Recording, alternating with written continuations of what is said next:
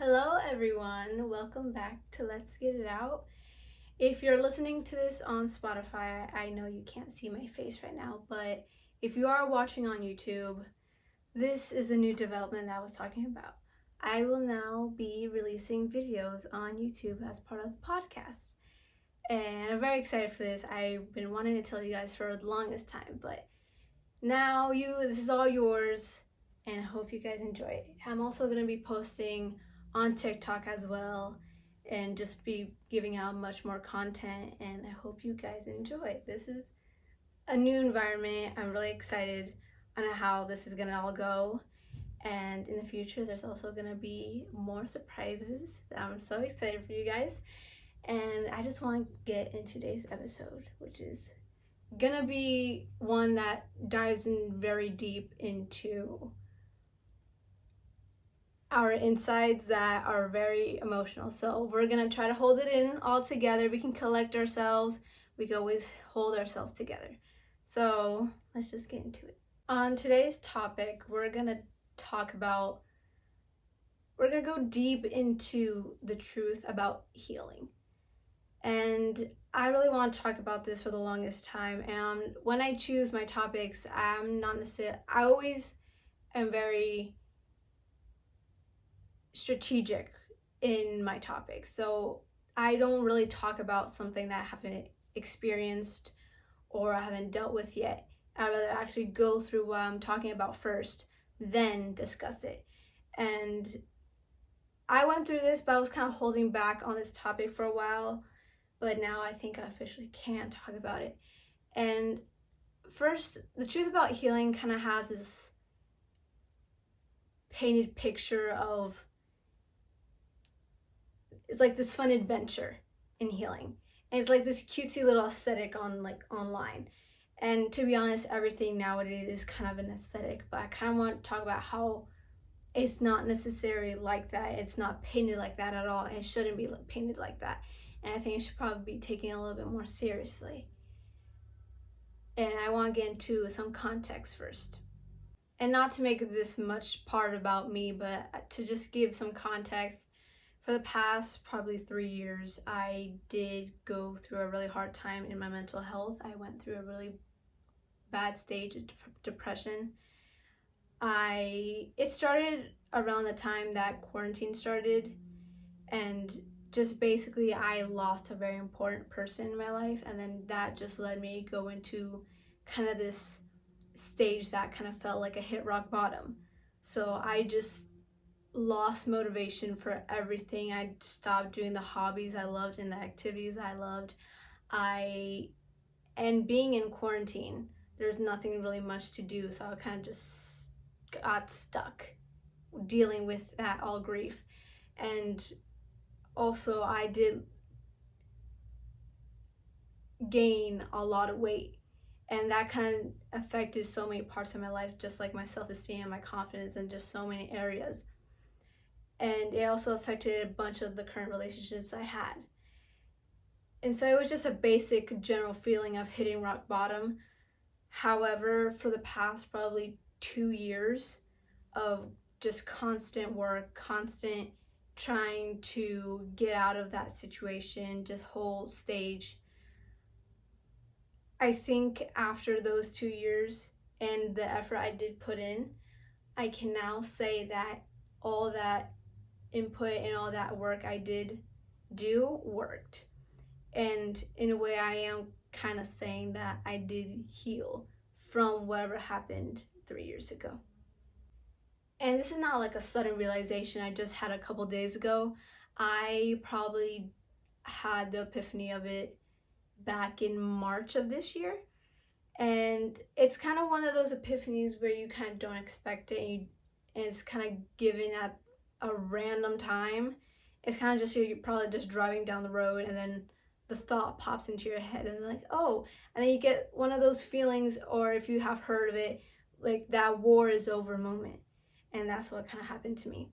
And for anybody that relates, I feel like everybody in some point in their lives goes through something that traumatic enough that kind of changes the trajectory of their life, whether that was when they were younger or they're in their teen years, or sometimes even in their 20s or maybe even older. Whether that be you lost a family member, you lost a friend, a pet, or someone very close to you. Either you were a victim of bullying or sexual abuse, or you just had a sudden realization about yourself that kind of made you feel a little bit uncomfortable and confused on really who you are. But whatever the situation, that brought you grieving, I think there's a certain point that everybody just wants to bring a halt to that grieving, just wants that war is over moment. And if you are listening to this episode and you are in that stage where you're just kind of done with all this depression, just it's more than just a sadness. It's a lot deeper than just regular sadness. And if you are listening and you do want to start healing, I'm not going to necessarily give a ways on how to heal, because there's not necessarily a really planned out map on how to heal. It all depends on the person that you are. But I do want to give some points on the truth about healing and this not just sugar-coated narrative. And the first point that I want to talk about today is that no one's going to come and rescue you. And it's not one day it's just some miracle is gonna show up and just snap their fingers and then boom, you're done, you're healed, there's no more grieving. And whether or not you believe in a God or the universe or life or whatever higher being, they're not gonna just also snap their fingers and say you're done grieving and then you're just done, because that's not necessarily how it works. But if you do believe in one of those higher powers in a way, whether it's God, life, universe, whatever, I think life will always give you not necessarily a miracle all of a sudden, but will give you the chance to rescue yourself. In a metaphor, they'll give you like the rope to climb yourself out of the hole that you are in. So I would probably just erase the thought of someone's gonna come save me. Whatever higher being, or maybe sometimes it's the thought that some handsome charming is gonna come and save you, which is, sorry, but it's not the truth. The second point that I want to talk about is that you're gonna have to put in the effort to heal. If you do want to heal, you're gonna have to put the effort that you need and the effort that's gonna lead you to dig yourself out of that hole. And sometimes you're gonna have to dig really hard.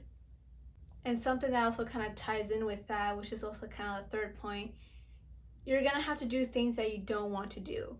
And that's also kind of tying back to the effort. So if you are struggling with your mental health and you do want to be in a better place, you're probably gonna have to go to therapy. And I know that's probably a really hard thing to do. You're kind of letting all your feelings out, all your emotions out, and your thoughts to a completely random stranger. And the thought alone of that is just terrifying. But you're gonna have to learn how to kind of break down a barrier and let that person in order so they can help you. And also, if maybe your thing is that you are very self-conscious maybe about how you look, and we're always about body positivity, but there's just some people that are completely they're not happy on how they look, and maybe they do want to lose weight or just feel better about themselves, whether it's just appearance or maybe exercising is also a really good way to help your mental health. And if you do want to get into that better place, going to the gym is probably something you don't want to do, but if it's going to lead you into what you want to be, the place that you want to be, you're going to have to break down that either anxiety or just fear of going to the gym. And another fear that kind of ties into that is, I think there's this kind of small fear of like digging deep into your emotions and kind of being completely isolated and alone with your thoughts. And for some, that's very scary because our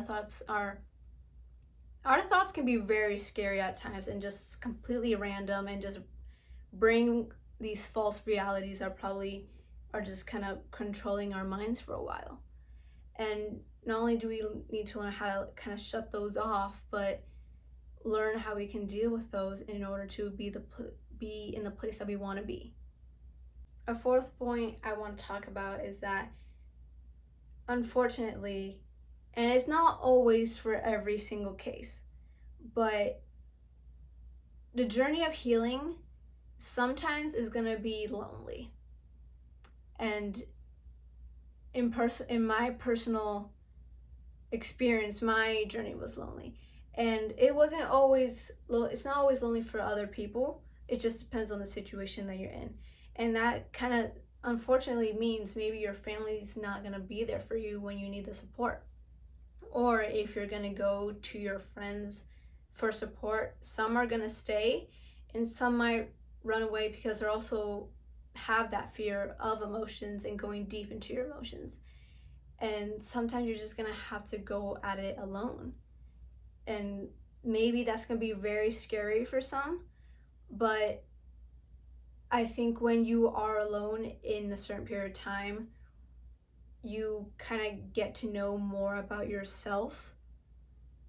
And I think that's a very important thing in the future, and it will help you in the future, not only in the form of healing, but also when you're going to get into future relationships. It does make such a huge benefit in the future. And the last point I want to talk about is that, and it's probably like the one that I would highlight, but the journey is not going to be linear. It's not going to be day one, day two, I'm going to get better and then better and better and better. Like, it's not like a uphill climb. There's going to be days that you don't have the energy, or your emotions hit a little bit too deep, and you feel like kind of the world's all crashing down. One day you're doing really, really good, and then you have so much hope, and then probably the next day you're just down in the dumps. You're not feeling it at all. And I think that's probably an important thing to keep in mind, because when you do have those days of you're just not feeling it, it's not, I think sometimes our mind thinks, oh, we're not doing good enough, or like, I'm never gonna heal, or like all these intrusive thoughts. I think it's important to keep in mind that the journey's not gonna be an uphill climb. There's gonna be days that you're not gonna be able, or you're not gonna think that you're making it. And it's okay to have those days. It's just that we need to learn how to pick ourselves back up and go back on the road. And I'm not here to tell people this is what you gotta do in order to heal and being your best self and living your life. Because I don't think there's a really structured plan or guide or a guidebook or manual on how to heal. There's tips, but there's not necessarily, I feel like, a manual for that. But I think a good tip I would probably say is that you need to first start by personalizing a foundation in a way. So probably start off with this foundation.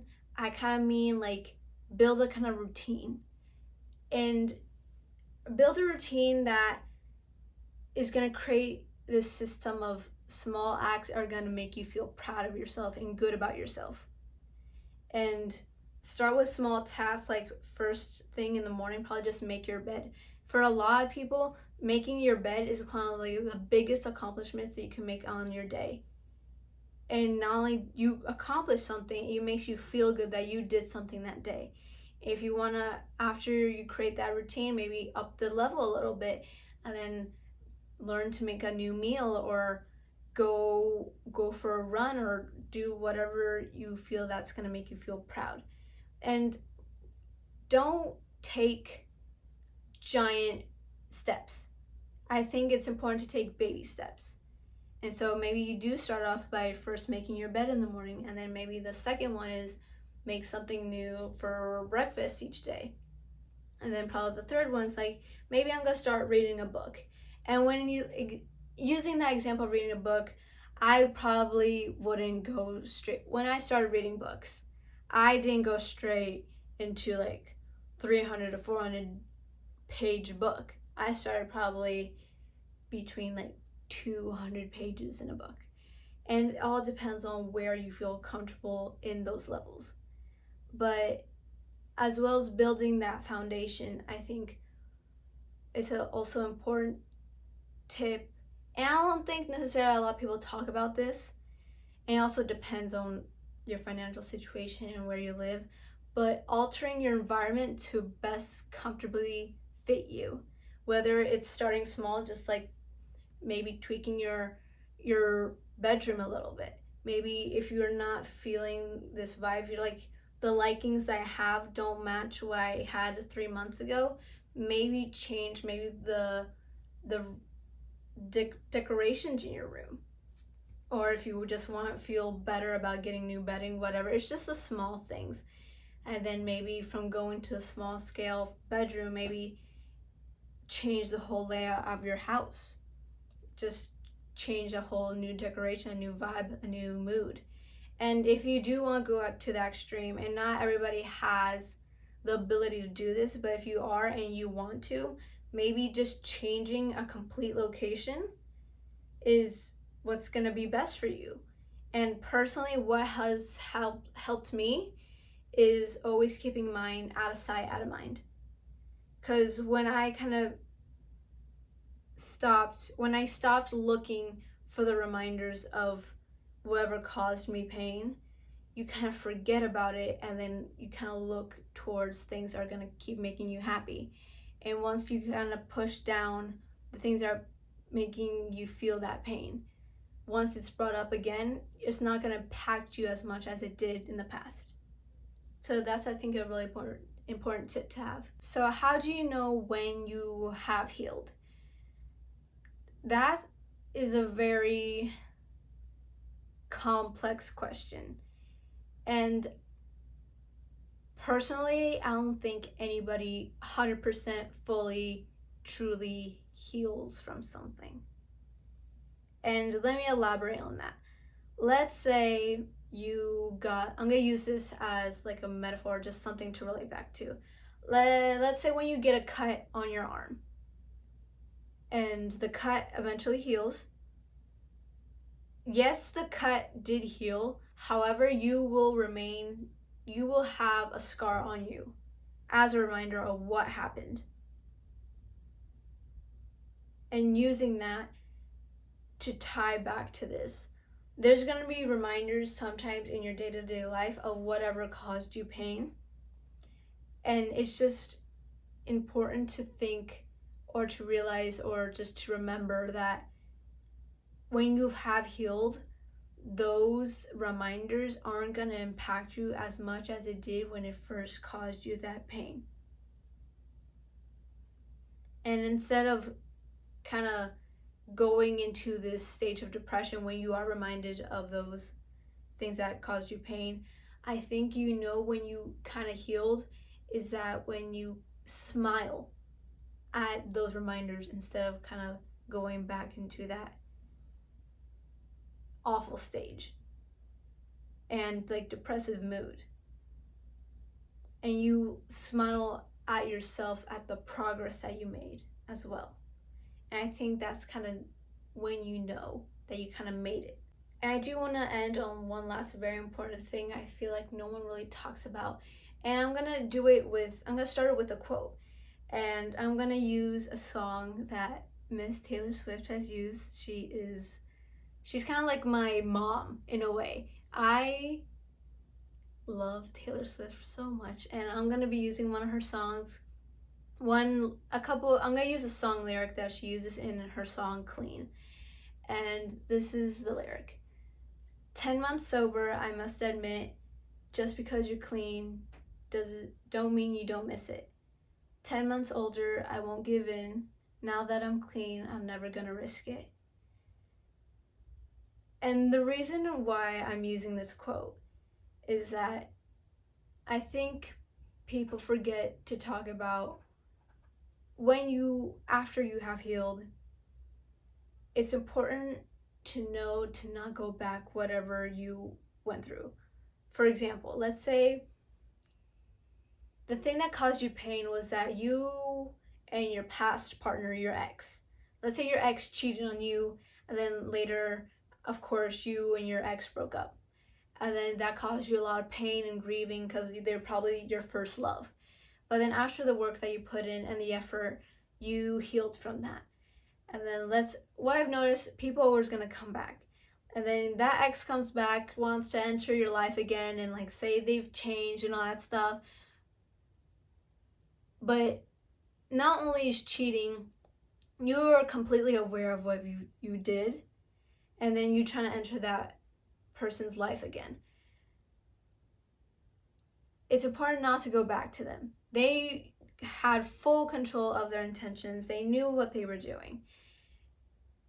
Don't go back to that. Yes, there's going to be moments where you missed your ex, and that's going to be completely fine. It's just important to know that not to go back to them, because you have to remind yourself, you put in all this work and all this progress that you made. Don't waste it away. Don't waste it away just because someone's trying to ask for forgiveness. Because you've worked too hard. It's okay to miss that person in the process. And I think that's the hardest thing to accept, that even after you felt like you healed, in which you probably did, you probably have those feelings, oh, I miss this person, or I miss this, or I miss that. And that is completely okay. I think that's probably one of the hardest things that I had to accept. But what is not okay to go back to that person that is probably going to hurt you again. Because we kind of lack self-respect in that moment. And I think it's always important to keep in the consideration, or probably just keep in mind, that everything you're doing is going to lead you to your best self. And always remember the path that you did so much hard work, and you need to pat yourself on the back for everything that you did to lead you to this moment. And that's probably one of the best feelings that a human being could probably go through. And that kind of wraps today's episode. And I'm glad that you guys were listening. I'm gonna be posting these videos a lot more. I'm excited for you guys to see them. I'm gonna be posting on YouTube, still be on Instagram.